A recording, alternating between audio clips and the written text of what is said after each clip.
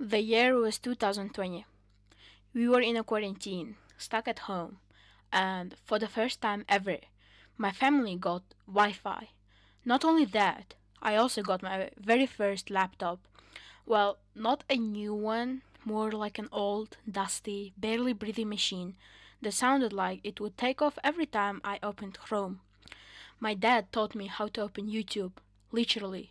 He showed me where to click, how to search, and once I figured that out, I was hooked.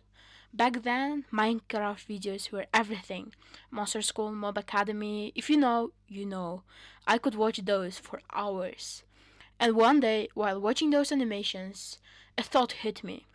Why can't I create my own game?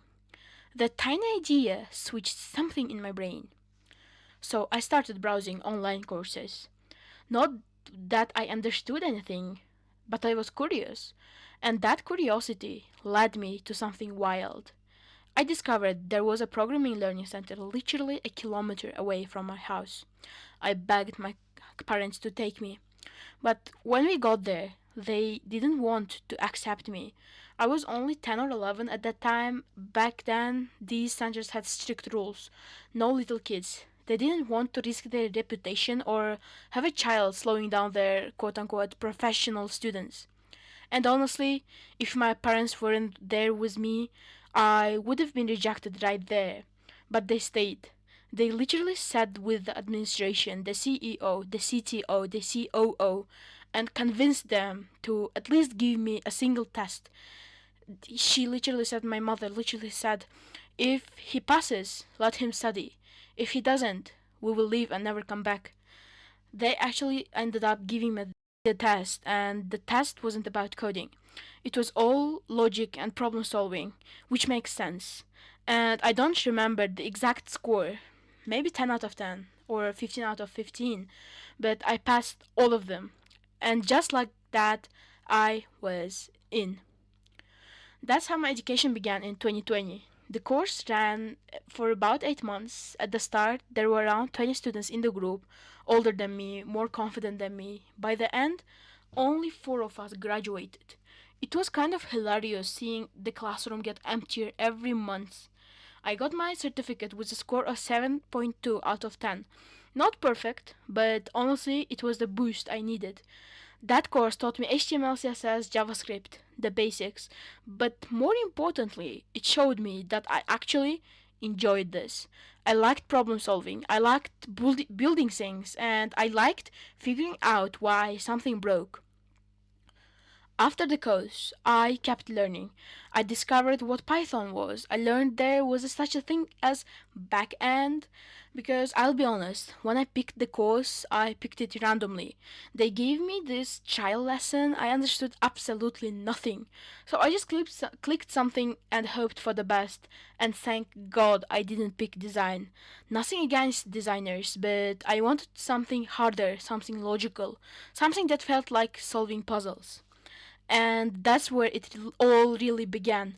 That feeling of wanting more, wanting to build harder things, wanting to go deeper. Then AI revolution started. For the first time ever, AI became accessible in Uzbekistan. Technically, it was already there, but until then, you needed an American number to even sign up. Once it arrived, everything changed. I didn't just copy code like people do today, what everyone calls quote unquote vibe coding. No. I learned. I asked questions instead of Googling. I would ask the AI for explanations. But to be honest, it wasn't good back then. It was GPT 3.5 or something, not even close to real generative AI. So most of the time, I would switch back to what actually taught me the most.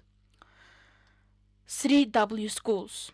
Let me tell you, 3W schools carried me through HTML, CSS, JavaScript, everything.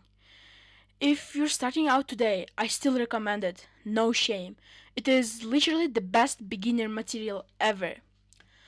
As years passed, I found more and more resources. YouTube was a goldmine. By then, my English was good enough. Not like now, but good enough to learn from global creators. Free content was everywhere. And then came the moment that changed everything.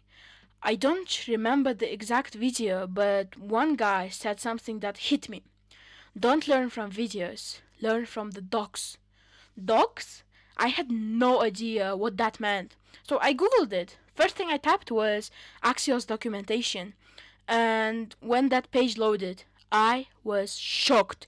It felt like discovering a hidden treasure chest. Every detail, every example, everything written by developers for developers. It felt like moment the first iPhone became out and people said, "Where are the buttons?" That level of shock.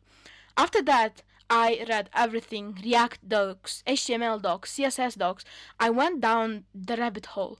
That was my real revolution arc, where I finally understood how the ecosystem worked.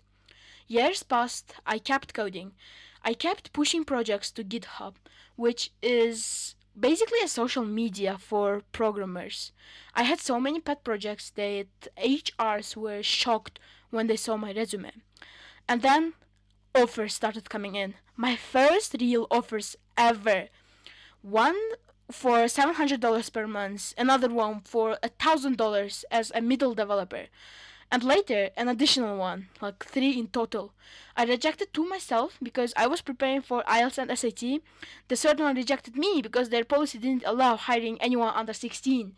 They said I could join the educational program until then, but honestly, the timing wasn't great. This was earlier this year, this summer.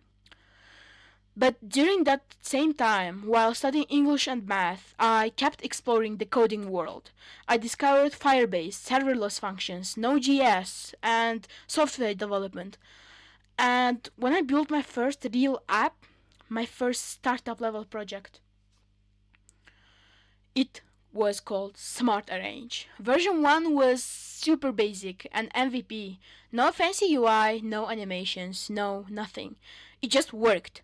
I asked myself, what real problem do people have? What problem do I have?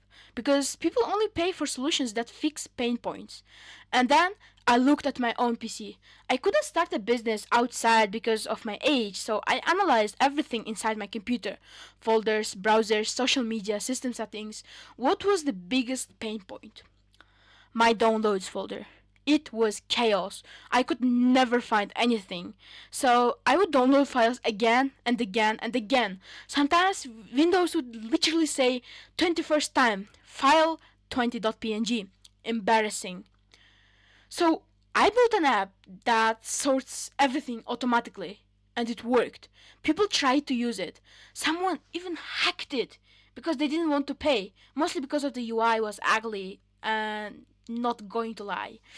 So I started building SmartArrange V2, a complete rebuild, better backend, better security, better everything. It's not released yet, but I'm planning to publish it in early 2026.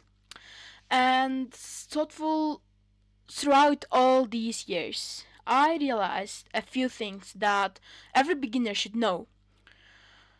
Use 3W Schools. It's literally the best beginner friendly resource. Google is your friend. Don't be afraid of documentations. YouTube is free education if you know English well enough. Use ChatGPT, Grok, but never rely on AI to code for you. Don't become a vibe coder. Problem solving is the soul of programming.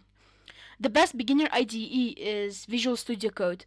It's fast, free, and customizable. Once you get advanced, try Vim. It makes you faster.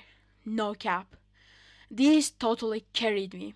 Not any bootcamp, not any expensive course, just the internet and pure consistency. This is how my journey continued, from quarantine to AI to documentation to real job offers to building my first real product. And I'm just getting started. This was my 5 year journey as a full stack web developer. If you enjoyed this video so far, consider to leave a like and subscribe to my channel for better content. Thank you all.